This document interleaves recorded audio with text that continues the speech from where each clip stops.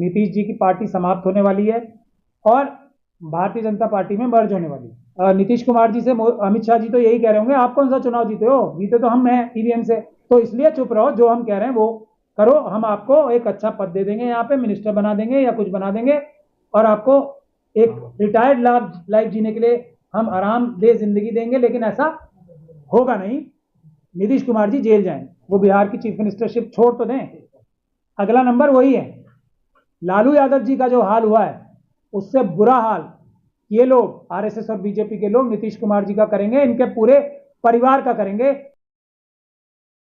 नीतीश जी राजसभा पहुंच रहे हैं, उन्होंने 21 साल बिहार को मजबूत कर दिया, क्या लगता है सर आपको?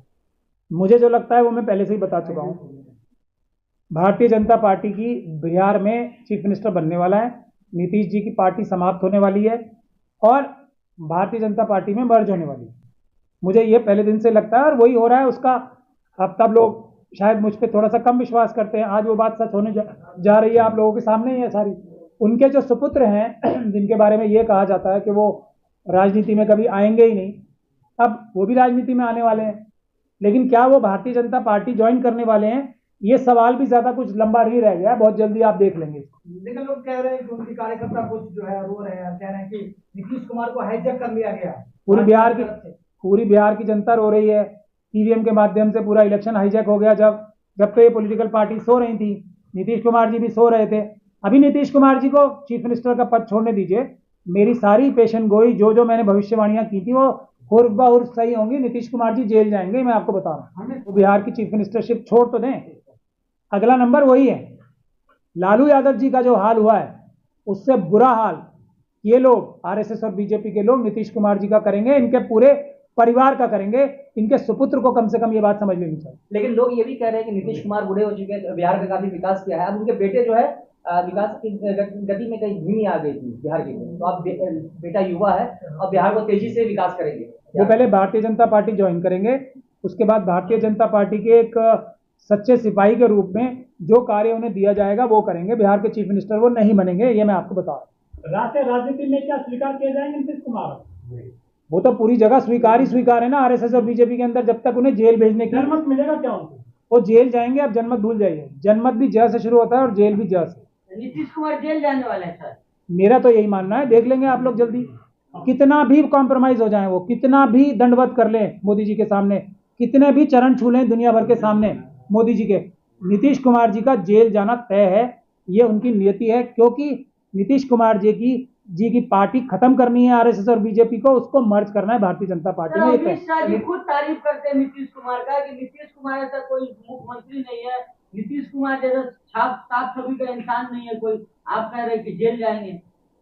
और ठाकरे साहब कैसे की तारीफ कितनी की थी, अमित शाह जी ने कम तारीफ की थी, इनसे तो कहीं ज्यादा तारीफ ठाकरे साहब की करते थे, अजीत पवार जी की करते थे। अजीत पवार जी तो प्लेन में ही बैठ गए। अभी तो मुझे ऐसा पता लग रहा है बहुत सारे नेता जो हैं आजकल कार से और ट्रेन से चलने को तैयार हैं, जहाजों में चलने के लिए खास तौर पे। जो चार्टर्ड प्लेन है चलने को तैयार नहीं हो रहा है, इसकी क्या वजह है, आप लोगों को चाहिए इसकी रिसर्च करें। तो क्या बीजेपी ने चेहरा यूज किया है नीतीश कुमार जी का? नहीं, देखिए, चेहरा नहीं, एक स्ट्रैटेजी थी। चुनाव तो उन्हें ईवीएम से जीतना था, चुनाव वो ईवीएम से जीतते हैं। और मोदी जी अब नीतीश कुमार जी से अमित शाह जी तो यही कह रहे होंगे, आप कौन सा चुनाव जीते हो, जीते तो हम हैं ईवीएम से, तो इसलिए चुप रहो, जो हम कह रहे हैं वो करो, हम आपको एक अच्छा पद दे देंगे, यहाँ पे मिनिस्टर बना देंगे या कुछ बना देंगे, और आपको एक रिटायर्ड लाइफ जीने के लिए हम आरामदेह जिंदगी देंगे। लेकिन ऐसा होगा नहीं, नीतीश कुमार जी जेल जाएंगे। सर, तेजस्वी यादव ने पहले कहा था कि नीतीश कुमार को भाजपा खत्म कर देगी अंदर अंदर घुस करके, आज वो बात सही साबित हो रहा है। ये बात नीतीश कुमार जी के बारे में सबसे पहले मैंने कही थी, बिल्कुल तेजस्वी साहब ने कही थी, लेकिन अपने चाचा को बचाने के लिए उन्होंने कोई बड़ा आंदोलन नहीं किया, इस बात का मुझे दुख है। अभी भी उनका फर्ज है, नीतीश कुमार जी अपने पिताजी को तो वो नहीं बचा पाए जितना उनको कोशिश करनी चाहिए थी, अब कम से कम चाचा को बचा लें, आंदोलन शुरू करें ईवीएम के खिलाफ, ताकि चाचा हुजूर तो बच जाएं कम से कम उनके। क्या बिहार में पूरा विकास हो गया जो उन्होंने बिहार को बार बार बोल दिया नीतीश कुमार ने? पूरे देश में विकास ही विकास है। 2.5 लाख करोड़ का जो कर्ज है वो विकास का ही तो प्रदर्शित कर रहा है, नहीं देख कर रहा। कौन से घोटाले में नीतीश कुमार जाएंगे जेल, क्या लगता है आपको? कोई घोटाला करने की जरूरत है? घोटाले हालांकि उन्होंने बहुत से किए हैं, कोई घोटाला करने की जरूरत है उन्हें? अमित शाह जी के पास घोटाले ही घोटाले हैं, कोई भी घोटाले में उनका नाम लिखवा देंगे। क्या तो उनको कोई कमी है? मैं मानता हूं कि जो हमारे ऑपोजिशन के लीडर्स हैं उन्होंने भी कहीं ना कहीं करप्शन की होगी, मानता हूं इस बात को मैं, लेकिन क्या सबसे बड़ी करप्शन की होगी अरविंद केजरीवाल जी ने? क्या सबसे बड़ी करप्शन की? लेकिन बिहार के लिए कहा जाता है कि महापुरुष मतलब विकास पुरुष नेता है और महानायक है बिहार के लिए हो रहे हैं। देखिए, महानायक, विकास पुरुष, युग पुरुष और नॉन बायोलॉजिकल हमारे देश में सिर्फ एक ही है। किसी और व्यक्ति ने अपने बारे में ये कहा या कहलवाया तो वो तिहाड़ की तैयारी करेगा, मेरा ये मानना है। सर बिहार में सर क्या आप लग रहा है कि यूपी मॉडल चलेगा, योगी राज आ जाएगा बिहार में भी? अभी खूब चलेगा, ये सब कुछ चलेगा जो अमित शाह जी और मोदी जी चाहेंगे। अब योगी जी का तो आजकल मुझे पता नहीं कहाँ पे उनकी कौन सी डायरेक्शन जा रही है, क्योंकि हालात उनके अच्छे नजर नहीं आ रहे हैं मुझे योगी जी के। अब ये टकराव है, देखिए योगी जी जीतेंगे, अमित शाह जी जीतेंगे, कौन जीतेगा ये तो वक्त ही बताएगा। क्योंकि सर जिस तरह यूपी में दाढ़ी टोपी देख के पीटा जा रहा था, तो बिहार में भी शुरू हो चुका है। बिहार में पहले से भी ये हो रहा था, लेकिन उसका थोड़ा गुणगान नहीं हो रहा था, क्योंकि बीजेपी का कोई खुद का मुख्यमंत्री नहीं था। अब जब खुद का मुख्यमंत्री आ जाएगा तो इसका गुणगान भी किए जाए। तो क्या शराबबंदी जो लगी थी वो खुलेगी बिहार में बीजेपी की? अभी आप एप्स्टीन फाइल में क्या क्या खुला था, क्या क्या बनता, वो सब कार्य जो लोग मोदी जी की कैबिनेट में एप्स्टीन के लोगों के टच में थे, उनकी मानसिकता मैं आपको अभी बता चुका हूं दूसरी प्रेस कॉन्फ्रेंस में। वो सब कार्य जो एप्स्टीन करता था आरएसएस और बीजेपी के, वो सभी लोग जो एप्स्टीन के टच में थे, इजराइल के टच में हैं, वो करेंगे और करते हैं।